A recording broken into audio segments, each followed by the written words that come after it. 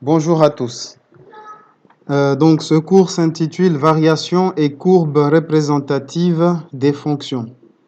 Dans ce cours, nous allons voir le lien qu'il y a entre le sens de variation d'une fonction et la dérivée de cette fonction dans un intervalle donné. On va voir qu'il y a un lien entre le sens de variation et le signe de la dérivée. Ensuite, on étudiera tout ce qui est extrémum, tangente et courbe représentative. Donc, dans ce premier cours, on va juste traiter le premier point ici, qui est le lien entre la variation d'une fonction dérivable sur un intervalle et le signe de sa fonction dérivée. On va plutôt traiter ce premier point. Ensuite, on traitera la deuxième partie dans le cours que je ferai avec vous lundi après-midi, même heure, 13h à 15h. Voilà, je vous rappelle que vous pouvez participer en me posant vos questions en commentaire. Il y a un décalage, certes, entre les commentaires que vous écrivez et le direct, mais je prendrai le temps d'attendre et de lire vos commentaires et d'y répondre. Deuxième chose que je souhaite rappeler, c'est que ce cours, je l'ai écrit en me basant sur un livre dont je vous ai déjà parlé plusieurs fois. Ce livre se trouve sur Internet dans le site Sesamat. Je l'ai noté ici en bas à gauche de l'écran. J'ai noté le lien pour le site Sesamat dans lequel il y a le cours, il y a toutes les explications détaillées. Donc vous pouvez toujours aller sur ce site Sesamat et retrouver ce cours avec tous les détails qu'il y a et les exercices. Voilà, donc on commence. Donc avant d'entamer ce cours, on va faire une petite activité qui va nous permettre justement de comprendre ou de voir le lien qu'il y a entre la variation d'une fonction et le signe de sa dérivée. Donc voici l'énoncé de l'activité. Cette activité devrait nous prendre 40 minutes. Et on va le faire ensemble. Ceux qui ont des ordinateurs et qui peuvent suivre en même temps que moi, si vous avez GeoGebra, c'est parfait. Vous allez essayer de suivre et de faire en même temps que moi. Sinon, si vous n'avez pas GeoGebra, ce n'est pas grave. Essayez de suivre. Si vous ne comprenez pas, vous me posez des questions et je vais y répondre. Si vous voulez que j'insiste sur certains passages, je peux le faire également. Donc, relier une fonction et sa dérivée. On considère la fonction f définie sur R par f de x égale x cube moins 6x carré moins 15x plus 34. Grand A, conjecturé avec un logiciel de géométrie dynamique. Donc, nous, on va utiliser GeoGebra. Petit a, tracer la courbe de la fonction f. Pour cela, il suffit de saisir la fonction dans la bande de saisie. On va le faire ensemble.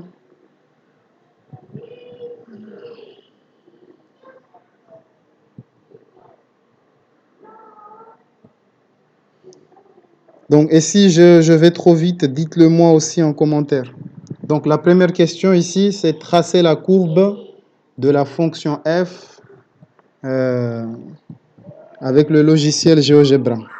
Donc, je vais quitter la diapo et ouvrir GeoGebra.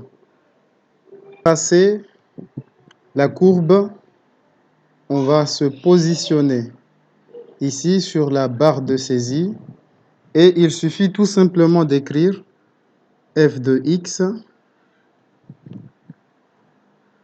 égale, alors la fonction c'est x au cube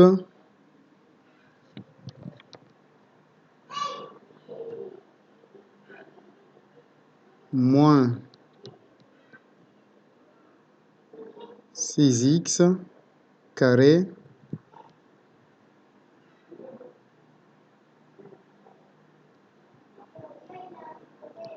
Donc, une fois qu'on a fini d'écrire la fonction, il suffit ici de cliquer sur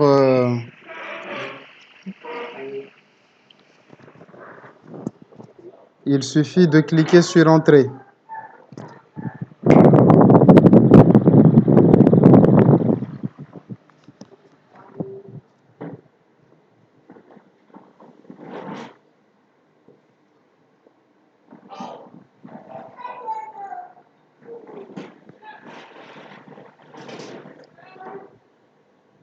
Voilà, la fonction, elle est tracée ici.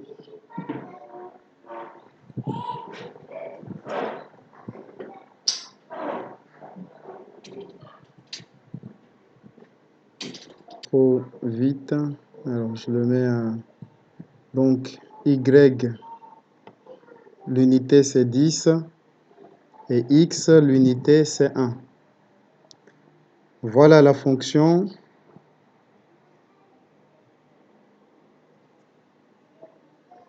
Elle est là.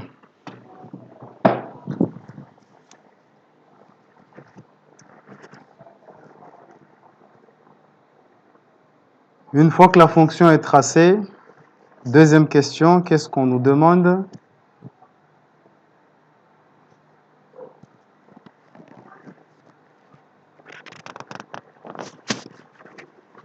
Je reviens sur la diapo.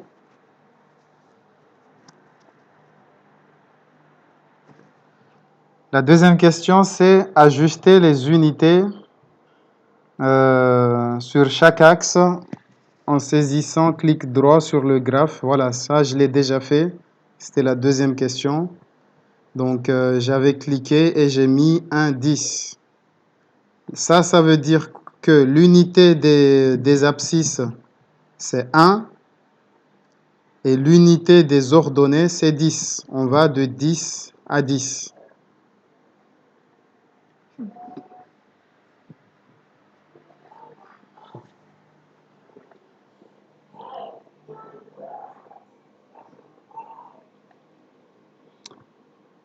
Troisième question, créer un curseur variant de moins 5 à 9 avec un indice de 0,1.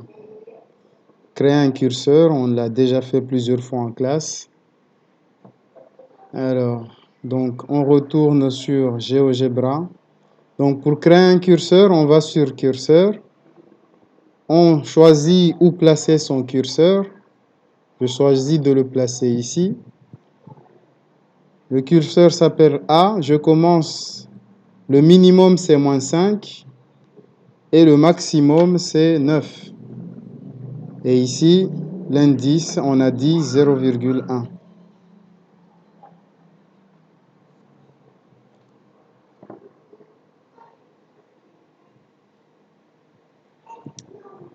Voilà, le curseur est créé.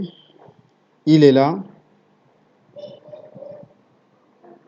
Là, il est à la position A égale 1. Je le vois également ici, A égale 1. Ensuite, question suivante.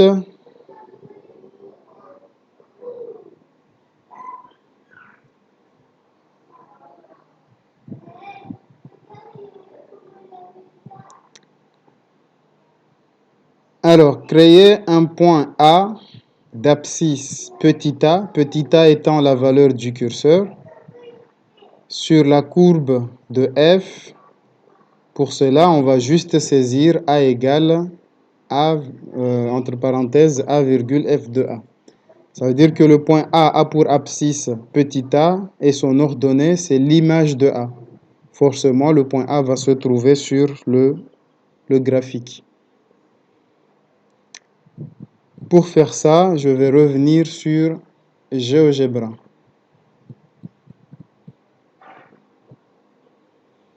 Donc, je vais dans la barre de saisie et il me suffit d'écrire A égale,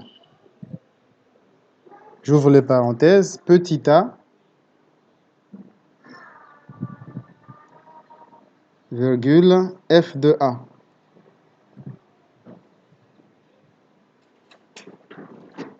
Entrée. Alors ici, lorsque a pour valeur 1, l'image de 1, c'est 14. Vous pouvez le vérifier. 1 au carré, 1 au cube, ça fait 1. On vérifie bien ici que 14, c'est bien l'image de 1. Il suffit de faire 1 au cube. 6 fois 1 au carré, ça fait 1. Donc, ça fait moins 6, moins 15. Donc, 1 moins 6 moins 15 plus 34. Si vous faites ce calcul, vous allez trouver 14. Et ce qui nous le confirme, c'est que le point A est bien sur la courbe. Donc, c'est confirmé. Le point A étant sur la courbe, on peut le vérifier aussi en bougeant le curseur. Donc, quand je bouge le curseur, le point A se déplace parce que le point A prend des valeurs différentes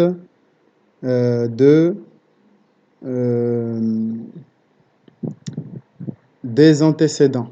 Je change les antécédents, les images changent également. Allez, on va le remettre à 1 pour voir la suite de l'activité. Donc, je reviens sur la diapo.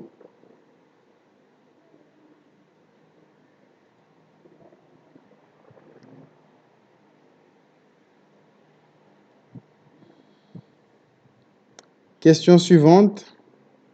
Créer la tangente à la courbe de f en A. Ensuite, afficher le coefficient directeur de la tangente à la courbe en A. Je reviens sur GeoGebra. Pour créer une tangente, on va sur droite. On veut créer une droite, mais qui est tangente. Alors, est-ce que c'est sur droite? Non, plutôt sur cette commande ici de GeoGebra. Et vous voyez ici, c'est écrit tangente. Donc, nous, on veut la tangente à la courbe et qui passe par le point A.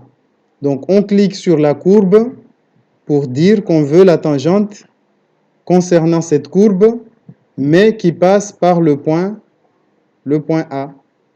Voilà, la tangente, elle est dessinée. Alors, on peut changer sa couleur hein, pour différencier. On va dans Propriétés. Et on change la couleur. Allez, on met la tangente en rouge.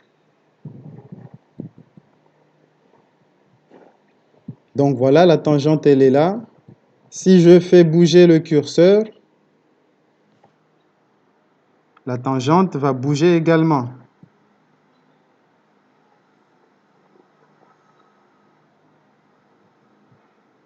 Par exemple, ici, à A égale 7, voilà où se trouve le point A, ainsi que sa tangente.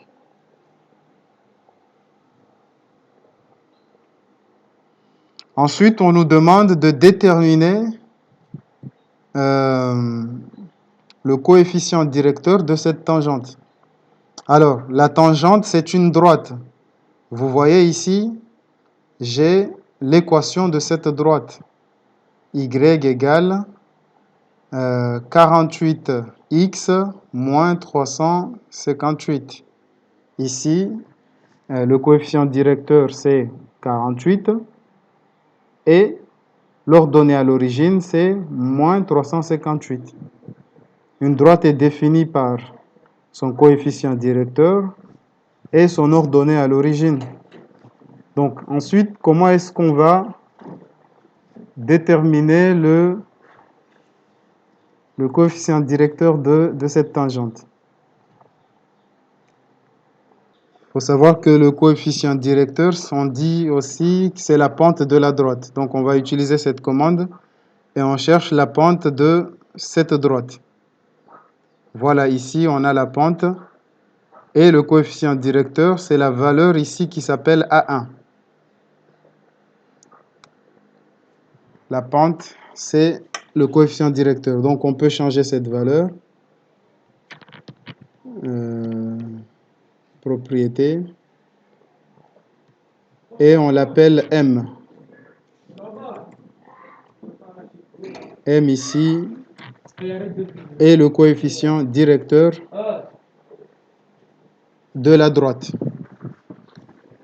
Donc vous allez voir, quand je fais bouger le curseur, le coefficient directeur change en même temps que le point A, en même temps que la tangente, la droite tangente.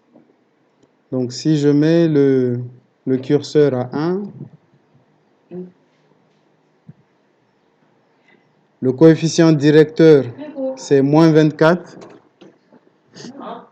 ici.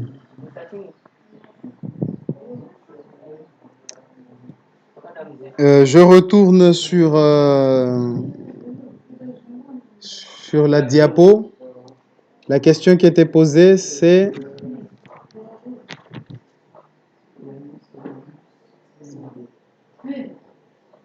Voilà, on a créé la tangente et on a affiché le coefficient directeur. C'est parfait.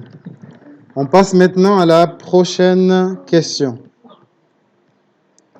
Donc, dans la question suivante, on nous demande de déplacer le point A sur la courbe F à l'aide du curseur et observer le signe du coefficient directeur de la tangente en chaque point.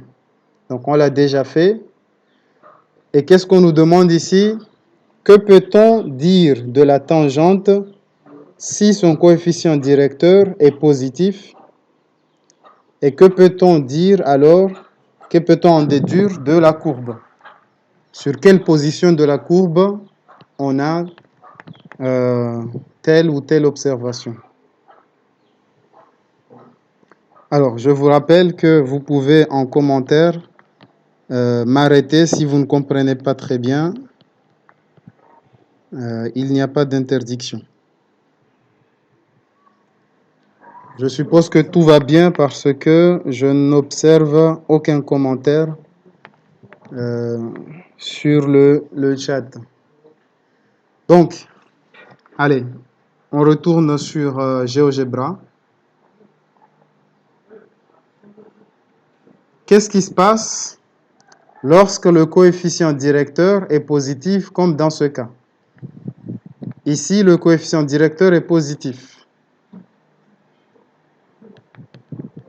Qu'est-ce qui se passe pour la tangente? La tangente, ici, on voit bien que c'est une droite croissante. D'accord?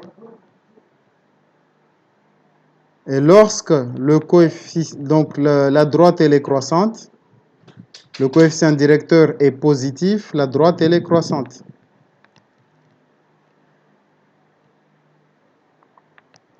Par contre, dès que le coefficient directeur est négatif, on observe ici que la tangente elle est décroissante quand le coefficient directeur est négatif. Ensuite, on observe ici que le coefficient directeur est positif et la tangente, elle est croissante. Donc, quelle remarque on va faire? Quelle conjecture on va faire? La conjecture ici, elle est très simple. Lorsque le coefficient directeur est positif, comme dans le cas ici, la tangente, elle est croissante. La courbe aussi est croissante. Lorsque la tangente, le coefficient directeur de la tangente est négatif, on observe une tangente qui est décroissante. Ici. Alors, le coefficient directeur d'une tangente, qu'est-ce que c'est en réalité? En réalité, c'est la dérivée de la fonction au point où se trouve la tangente. Ça, c'est dans un chapitre qu'on a déjà vu. La dérivée en un point, c'est le coefficient directeur de la tangente en ce point. Donc ici, cette remarque sur la tangente, en fait, elle est liée avec la dérivée. Donc on voit ici que le coefficient directeur, lorsqu'il est négatif, lorsqu'il est positif, c'est-à-dire la dérivée de la fonction en ce point est positive, la tangente, elle est croissante. On observe aussi que la fonction aussi est croissante. Je reviens sur la diapo.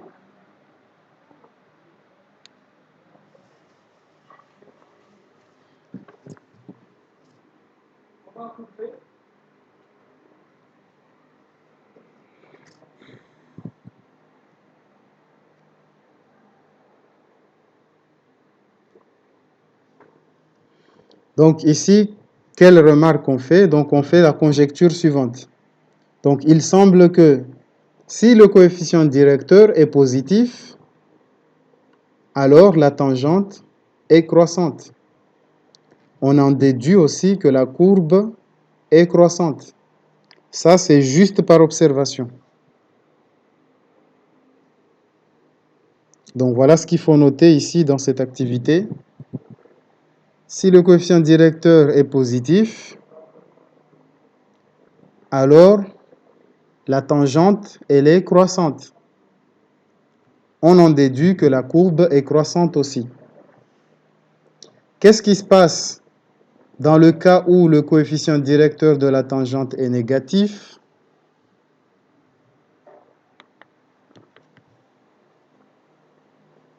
Dans le cas où le coefficient directeur de la tangente est négatif, on observe ici que la tangente est décroissante et on en déduit que la courbe aussi, elle est décroissante. Alors, sachant que le coefficient directeur d'une tangente, c'est la dérivée en ce point où il y a la tangente, donc on peut dire que lorsque la dérivée est positive, la fonction, elle est croissante. Lorsque la dérivée est négative, alors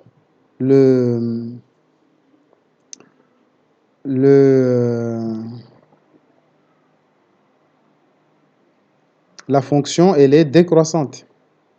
Voilà ce qu'il faut noter ici et ce qu'il faut retenir. Je reprends rapidement. On a tracé une courbe. On a tracé la tangente au point d'abscisse petit a. Lorsqu'on fait changer la valeur de petit a, la tangente change de position, le point A change de position. Également, le coefficient directeur de cette tangente change de valeur également. Ces valeurs sont soit positives, comme dans ce cas, soit ces valeurs sont négatives, comme dans cet autre cas, soit ces valeurs sont positives, positives ou négatives, ou les valeurs sont nulles dans d'autres cas, comme ici, le coefficient directeur est nul. La courbe, elle est constante. La tangente, elle est constante. Mais nous, ce qui nous intéressait, c'est lorsque le coefficient directeur est positif, qu'est-ce qui se passe pour la tangente?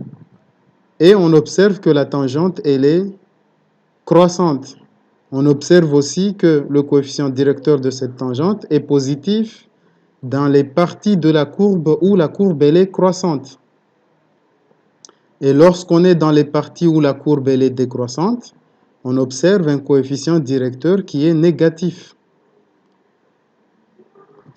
Et on sait, d'après les anciens chapitres qu'on a déjà vus, que le coefficient directeur d'une tangente, c'est en réalité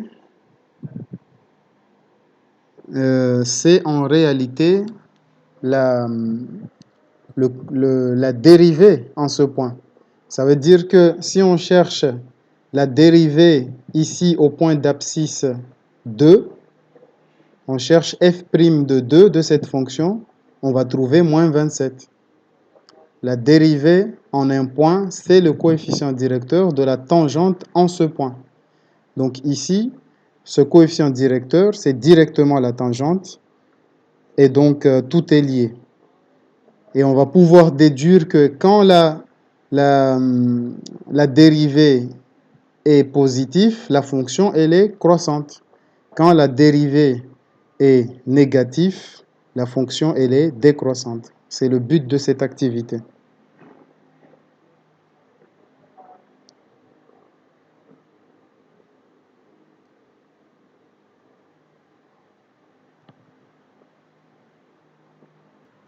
Donc, je rappelle, le but de ce cours est de comprendre la liaison qu'il y a entre le signe d'une dérivée et la variation d'une courbe. C'est pour ça qu'on a fait cette activité pour observer directement ce que c'est. Question 3. F est une fonction polynôme, elle est donc dérivable sur R. On sait que toutes les fonctions polynômes sont dérivables sur R, ça on l'a vu en cours. Donc soit f', sa dérivée. À partir de l'observation faite en question précédente, conjecturez le signe de la dérivée f' de x sur chacun de ces intervalles. Donc on a dit la dérivée, c'est le coefficient directeur de la tangente au point. Donc si on regarde dans l'intervalle moins l'infini à moins 1, quel est le signe de la dérivée? Il suffit d'observer le signe de la tangente. De moins l'infini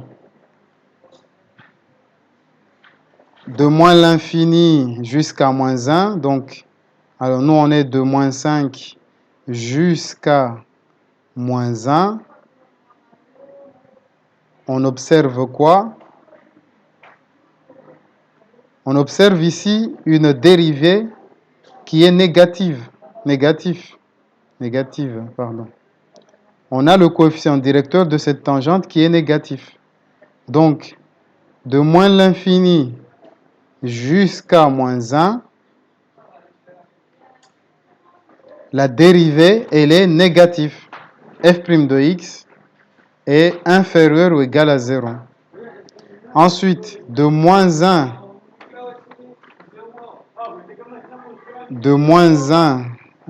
excusez-moi, je me suis trompé, elle est positive ici.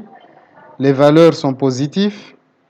Ensuite, de moins 1 jusqu'à 5, on observe le coefficient directeur de la tangente, le coefficient directeur est négatif. Donc ici, la dérivée est négative. D'accord? Ensuite, de 5 jusqu'à plus l'infini, on a une pente qui est positive. La dérivée, elle est positive. Donc, on va répondre ici, dans cette activité.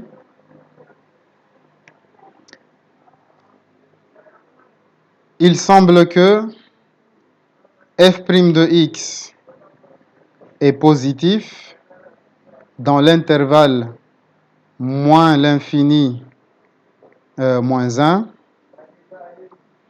et dans l'intervalle moins 1, 5, la fonction elle est négative.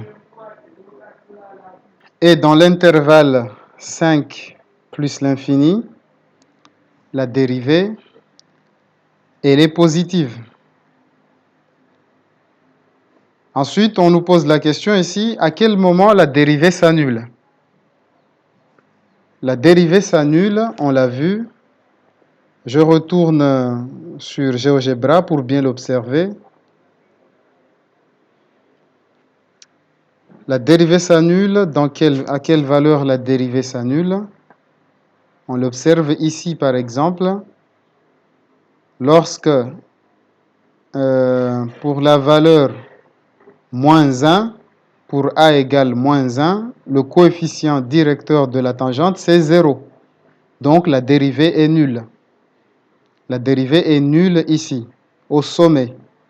Ici, c'est ce qu'on appelle, on va le voir dans ce chapitre, on appelle ça un maximum local. Donc ici, la dérivée s'annule. Donc la dérivée s'annule en moins 1. Elle s'annule aussi en 5. On voit bien que lorsque x égale 5, le coefficient directeur de la tangente, c'est 0. Donc la dérivée, c'est 0. La dérivée s'annule aussi en 5. Ici, c'est ce qu'on appelle un minimum local. On verra ce que c'est dans le chapitre.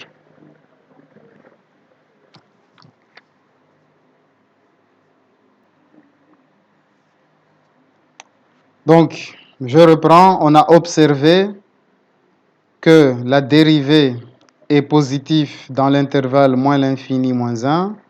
La dérivée est négative dans l'intervalle moins 1, 5. Et elle est positive dans l'intervalle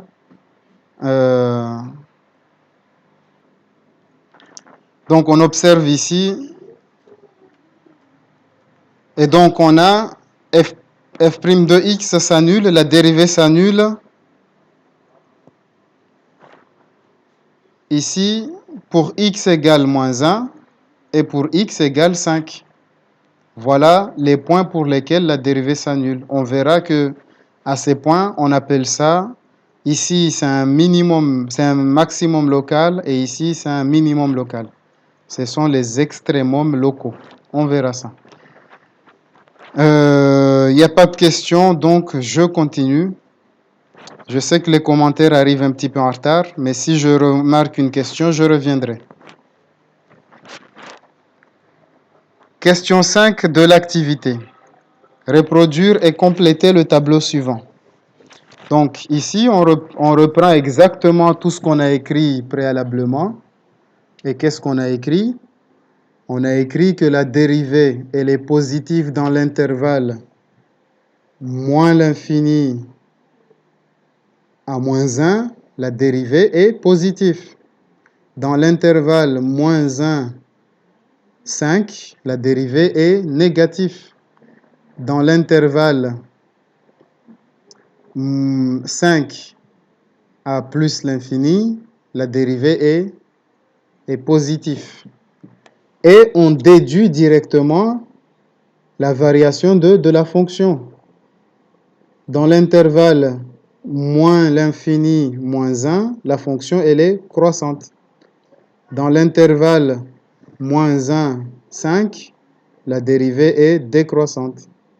Ensuite, dans l'intervalle 5 plus l'infini, la dérivée la fonction est croissante. La dérivée est positive, la fonction est croissante.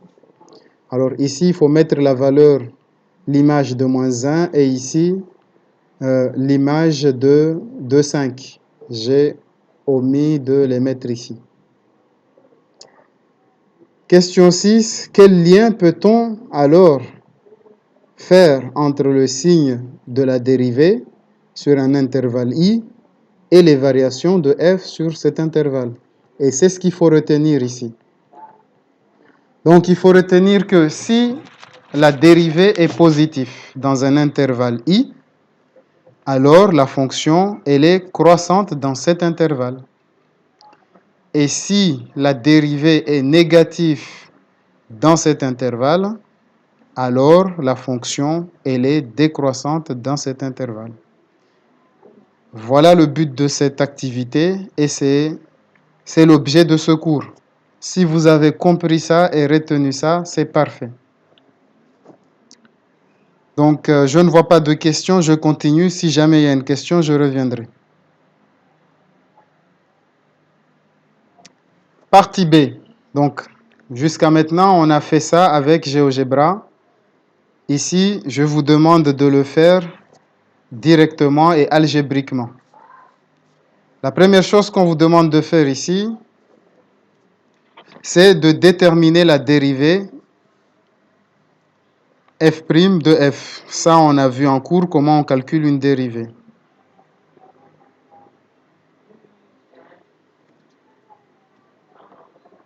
La fonction, c'est celle-ci.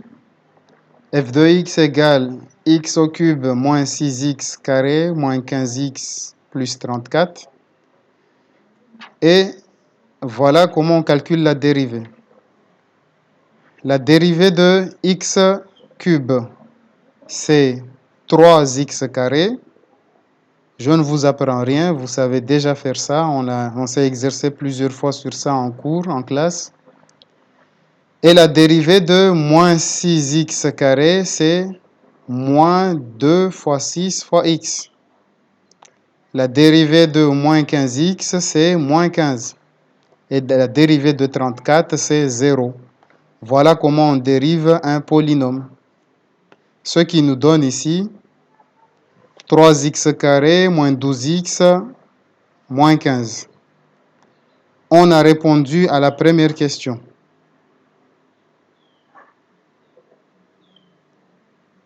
On a répondu à la première question.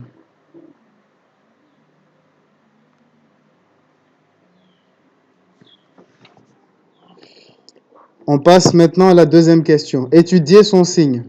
On connaît la dérivée. Elle est là. La dérivée, c'est 3x carré moins 12x moins 15. On remarque que c'est un polynôme du second degré. Alors, un polynôme du second degré, on sait comment étudier son signe. C'est un polynôme de second degré. Le coefficient A ici, c'est 3. Le coefficient B, c'est moins 12. Et le coefficient C, c'est moins 15.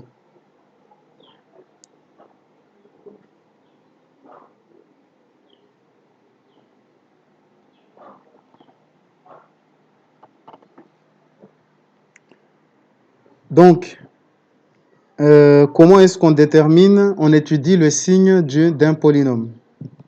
Vous avez votre cours sur le polynôme, vous pouvez l'ouvrir et vérifier. Tout d'abord, on calcule quoi? Le discriminant.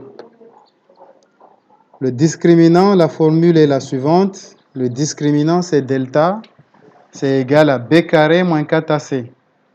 Ici, b, c'est moins 12, donc c'est moins 12 au carré, moins 4 fois 3 fois moins 15. Vous calculez ça, vous trouvez 324. Alors, ce discriminant étant positif, on déduit qu'il y a combien de solutions? On déduit qu'il y a deux solutions.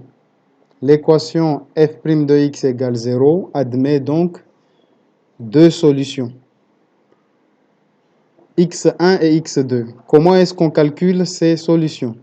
La première solution, on le calcule en faisant moins b moins racine du delta sur 2a. Et la deuxième solution, c'est moins b plus racine du delta sur 2a.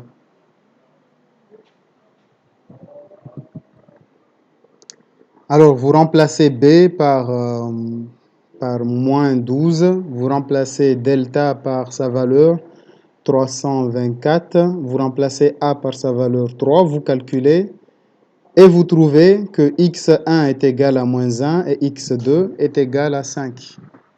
Vérifiez le calcul chez vous.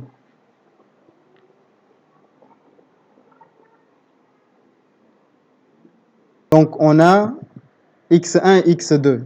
D'après le cours que vous avez, qu'on a étudié en classe,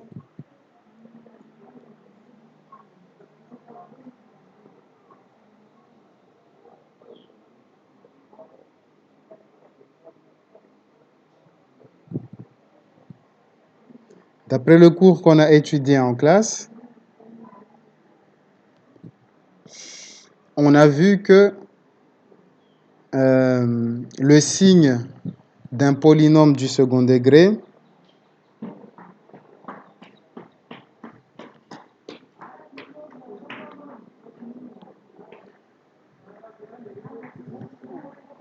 c'est du signe de A à l'extérieur de racine et du signe contraire de A à l'intérieur de la racine.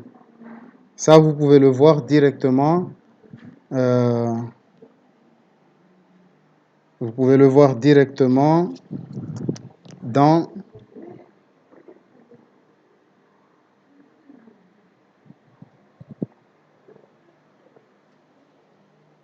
votre cours. Donc ici, on a le tableau du signe de cette dérivée. Donc, c'est de moins l'infini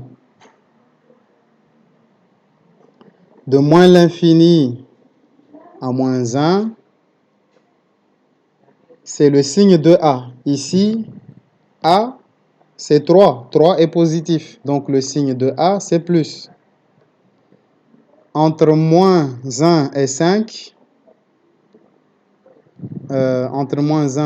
c'est le signe, c'est négatif. Le signe contraire de A. A étant égal à 3, positif, son signe contraire, c'est moins. Et de 5 à plus l'infini, on a le signe de A, positif. Voilà le tableau de signes de cette fonction. Ça, on a répondu à la question 2, étudier son signe sur R. On vient donc d'étudier le signe de la dérivée ici. Alors, il y a différentes façons d'étudier le signe d'une fonction. Vous avez vu ça en seconde. Et en première, la valeur ajoutée en première, c'est celle-ci. Comment étudier le signe d'une fonction polynôme. Et voilà, donc tout est lié en mathématiques. On a vu un chapitre, ce chapitre, on le retrouve dans d'autres chapitres. Donc, il est nécessaire de savoir étudier le signe d'un polynôme. Notamment ici, voilà à quoi sert l'étude de signe d'un polynôme. On a une fonction, on l'a dérivée, on a trouvé un polynôme du second degré. On a besoin d'étudier son signe. Une fois qu'on connaît le signe, on pourra ensuite répondre à la question 3 ici. Donc, pour répondre à la question 3,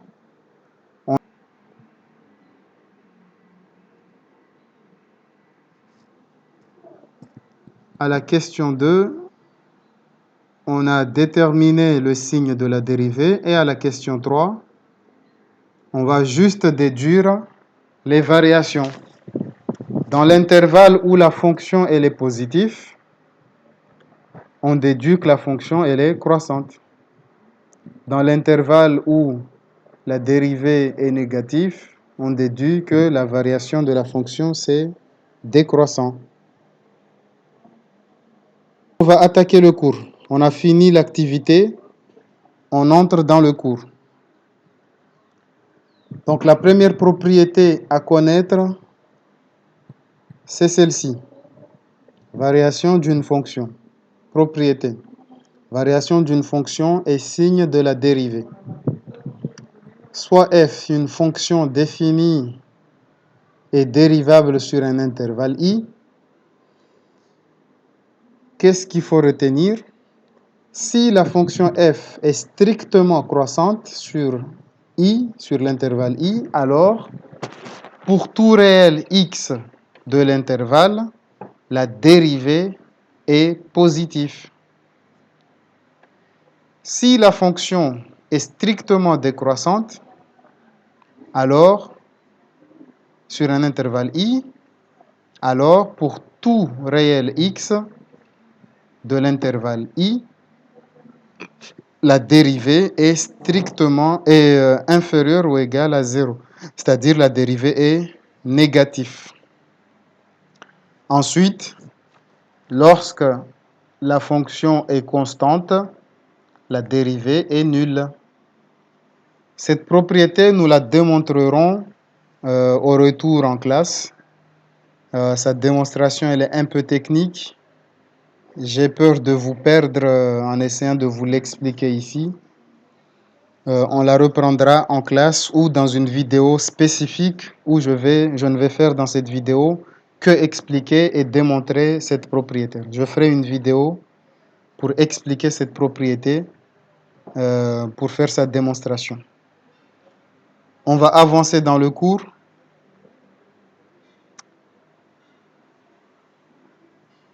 La deuxième propriété qu'il faut retenir, c'est celle-ci. c'est le signe de la dérivée et variation d'une fonction. Soit f, une fonction définie et dérivable sur un intervalle i. Alors, si pour tout réel x de i, si f' de x est positif, alors sauf éventuellement en un nombre fini de valeurs où f s'annule, alors la fonction f est strictement croissante sur i. Ici, on est sur la réciproque de tout ce qu'on vient de dire tout à l'heure. Dans la première propriété ici, on a si la fonction est strictement croissante, alors la dérivée est positive. Si la fonction est strictement décroissante, alors la dérivée est négative. Si la fonction est constante, alors la dérivée est nulle.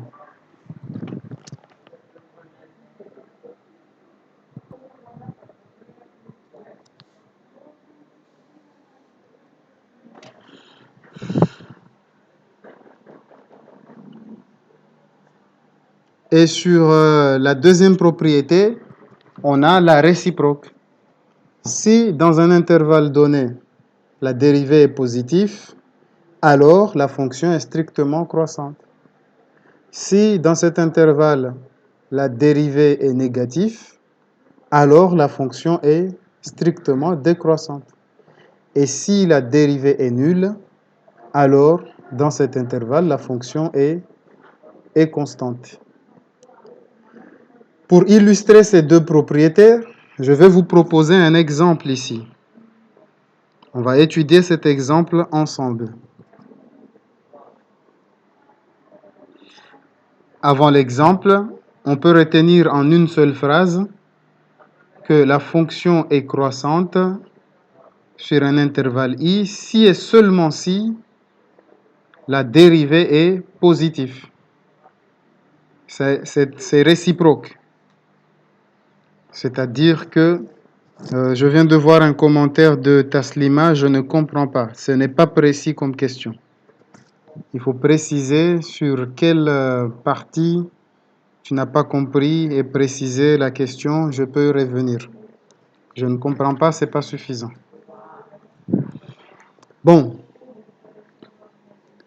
Donc on peut retenir ces deux propriétés, on les réunit et on retient tout simplement qu'une fonction est croissante si et seulement si la dérivée est positive. La fonction est décroissante si et seulement si la dérivée est négative. Voilà ce qu'il faut retenir. Et on retient aussi qu'une fonction est constante si et seulement si sa dérivée est nulle. Donc dès qu'une dérivée s'annule, la fonction elle est constante. La dérivée est positive, la fonction est croissante. La dérivée est négative, la fonction est décroissante, vice-versa. C'est réciproque, ça va dans un sens comme dans l'autre. On va passer maintenant à l'exemple. Pour illustrer cette propriété ou ces deux propriétés, on va étudier cet exemple. On considère la fonction f définie sur R par f de x égale 5x carré moins 3x plus 9. Vous voyez que c'est un polynôme du second degré. Son graphe ici, c'est un parabole. Son graphe ici, c'est une parabole, pardon. Et on va étudier et vérifier ces deux propriétés. D'accord ?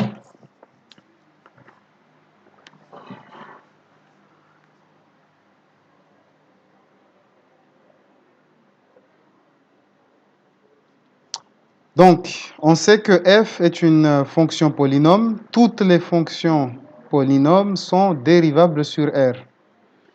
Et donc, ainsi, pour déterminer sa variation, on peut commencer par étudier le signe de sa dérivée. Pour cela, on calcule la dérivée. Donc, d'après le théorème de dérivation qu'on a vu dans le chapitre précédent, comment on calcule la dérivée ? F' de x est égal à 5 fois 2x moins 3 fois 1 plus 0. C'est-à-dire que la dérivée de 5x carré, c'est 5 fois 2x. La dérivée de 3x, c'est moins 3x, c'est moins 3 fois 1. Et la dérivée d'un nombre constant, c'est 0. Et donc, on calcule la dérivée et on trouve que f' de x, c'est égal à 10x moins 3. Donc, comment ici, tout à l'heure, dans l'activité, la dérivée, c'était un polynôme du second degré. On a utilisé les propriétés d'un polynôme du second degré pour étudier son signe. Ici, la dérivée, c'est une fonction affine. Donc, on se base sur les fonctions affines pour étudier son signe. Donc ici, pour étudier le signe d'une fonction affine, on commence par résoudre l'équation 10x moins 3 égale 0. Pardon. 10x moins 3 égale 0. On résout cette équation. Donc x égale 3 dixièmes. Donc, cette dérivée est positive lorsque x est supérieur à 3 sur 10. Là, on a que la dérivée est positive pour toutes les valeurs de x strictement supérieures à 3 dixièmes. À partir de là, on peut tracer le tableau de signes. On résume cette information dans le tableau de signes. Donc, dans ce tableau de signes, on a de moins l'infini à 3 dixièmes, la dérivée est négative. De 3 dixièmes jusqu'à plus l'infini, cette dérivée qu'on a calculée, elle est positive. Ou on peut le résumer en écrivant une phrase.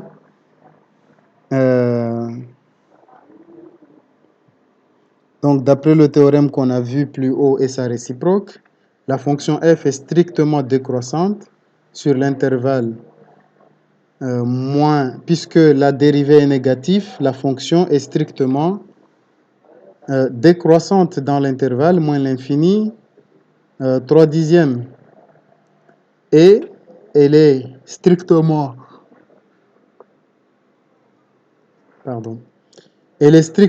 croissante sur l'intervalle 3 dixièmes à plus l'infini.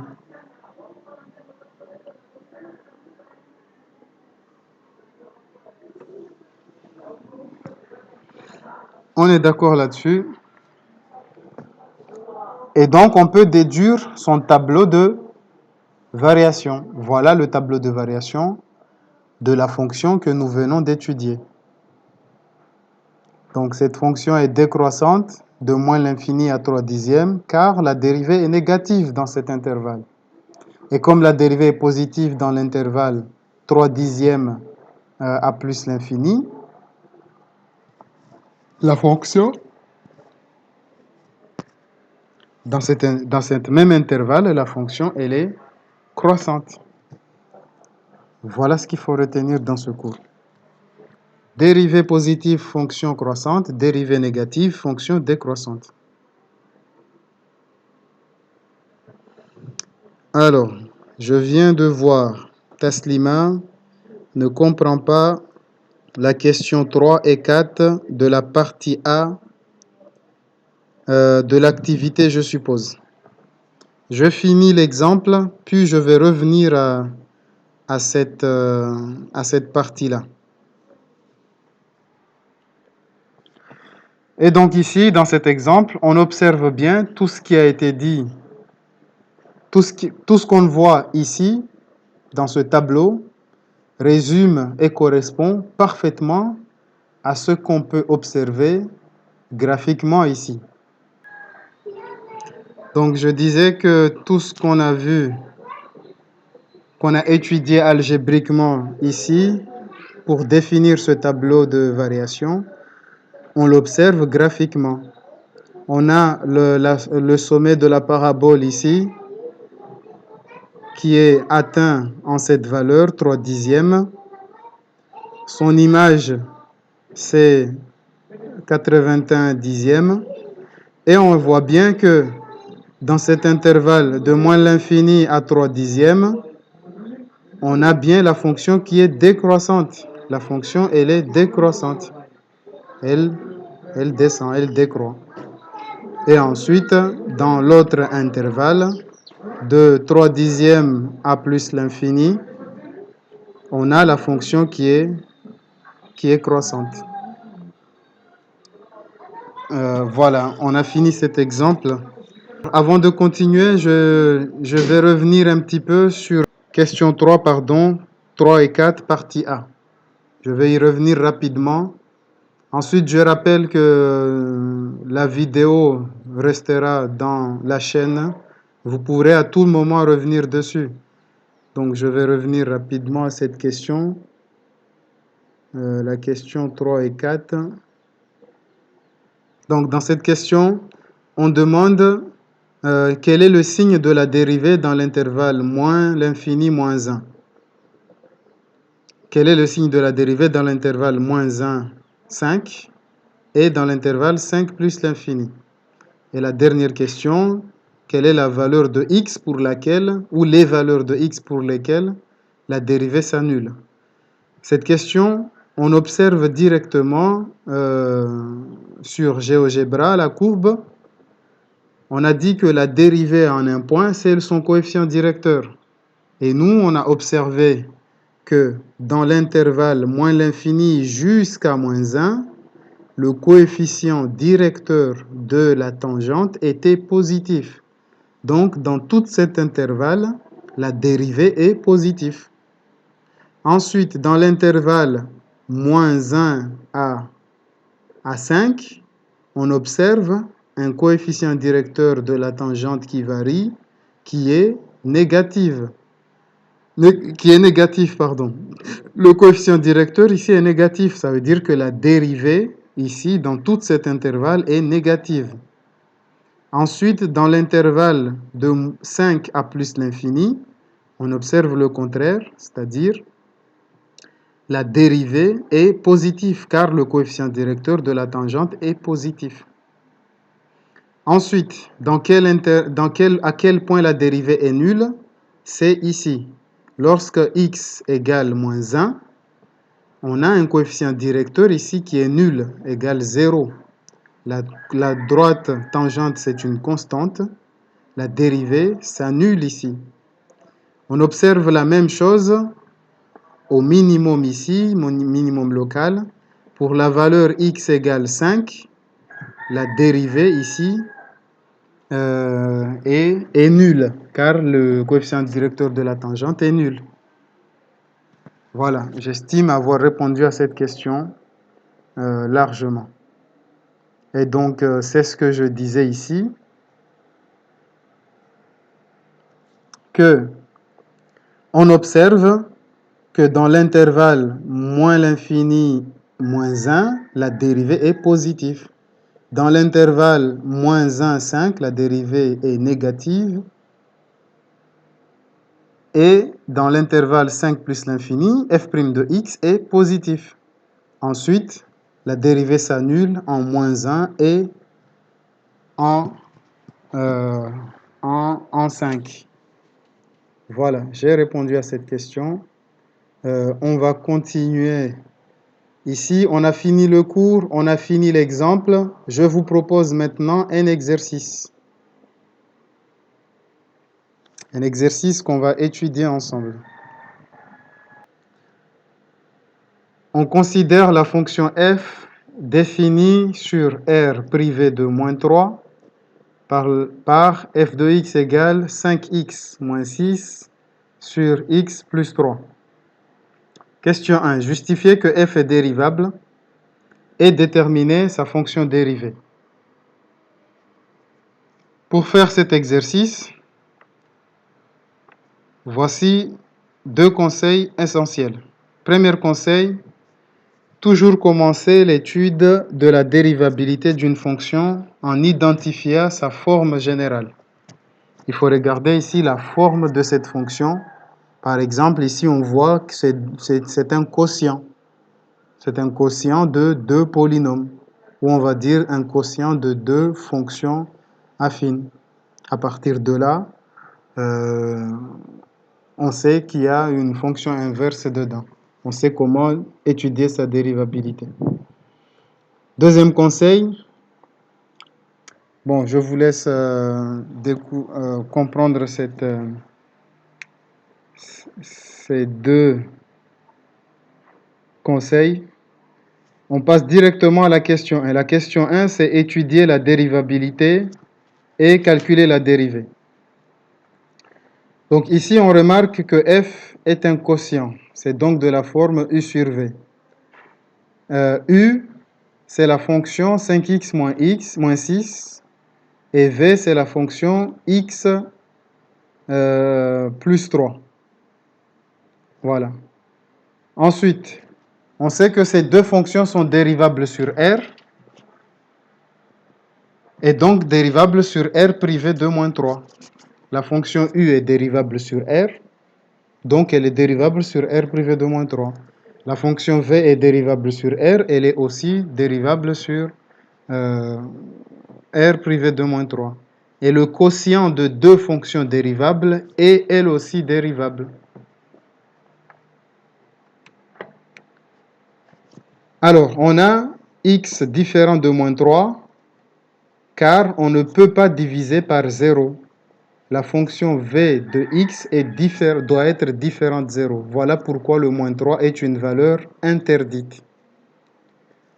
Donc, d'après le théorème de variation, on peut calculer la dérivée. On utilise la formule de dérivée. La dérivée de u sur v, c'est u'v moins v'u sur v carré. C'est une formule qu'on a démontrée en classe.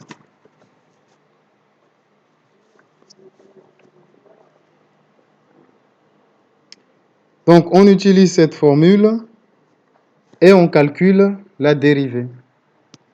La dérivée de u', c'est 5. La dérivée de v', c'est 1. On remplace u', donc 5 fois v c'est x plus 3, moins 1 facteur de u, c'est 5x moins 6, divisé par v au carré. Donc v au carré, c'est x plus 3 au carré.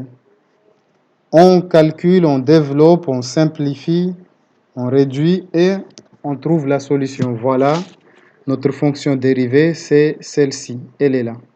F' de x, c'est 21 sur x plus 3 au carré.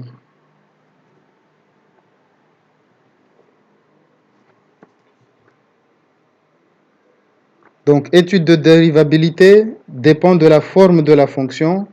Ensuite, le calcul aussi dépend de cette forme. On a vu dans un théorème, dans un tableau, plusieurs façons de définir la dérivée, calculer la dérivée. Question 2.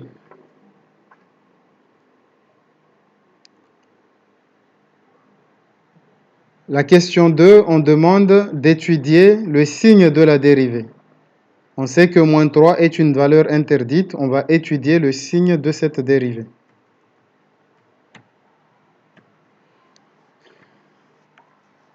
Donc ici, on remarque que la dérivée est sous forme d'une fonction dont le numérateur est un nombre strictement positif, car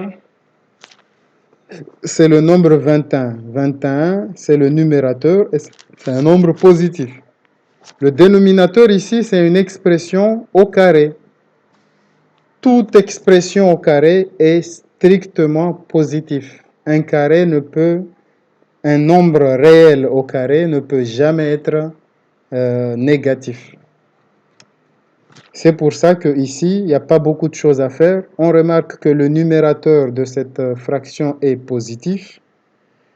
Le dénominateur est lui aussi positif, donc la fraction est positive. Donc f' de x est strictement positif. Question 3, étudier la variation.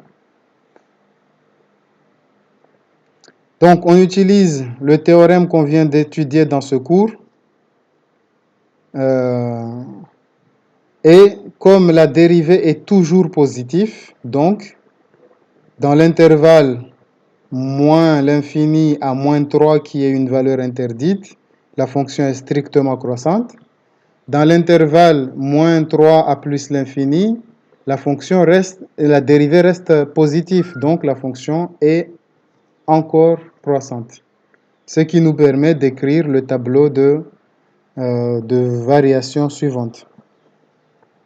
La dérivée est toujours positive. Moins 3 est une valeur interdite. Donc, dans l'intervalle moins l'infini moins 3, la fonction, la droite, la fonction, elle est croissante. Dans cet même intervalle, la fonction est décroissante également. Alors, vous pouvez mettre cette fonction dans votre calculatrice et observer son allure.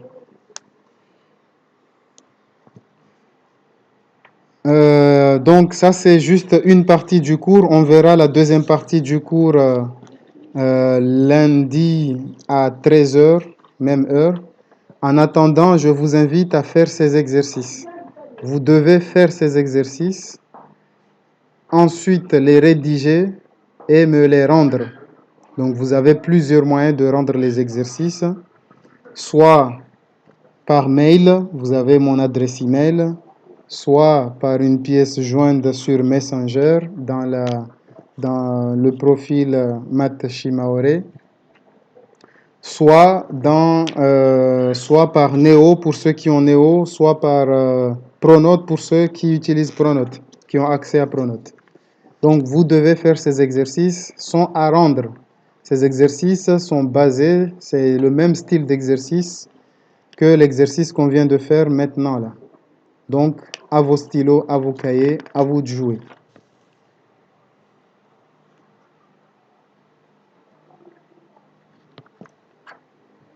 Merci d'avoir suivi ce cours. Donc, le prochain cours, c'est lundi 13 à 13 h, lundi à 13 h, lundi prochain à 13 h. C'est sur la deuxième partie de ce chapitre. Donc, ne ratez pas ce cours. Je vous dis à bientôt. Je vous rappelle que la vidéo, je vais la laisser sur YouTube. Vous pouvez revenir et regarder plusieurs fois pour maîtriser ce cours et pouvoir faire l'exercice. J'aimerais bien que l'exercice soit rendu le plus tôt possible. Donc, avant jeudi prochain. Il faut rendre les exercices avant jeudi prochain, car jeudi, on fera la correction. Voilà, je vous dis bon courage, bon après-midi. Merci d'avoir suivi ce cours et à bientôt.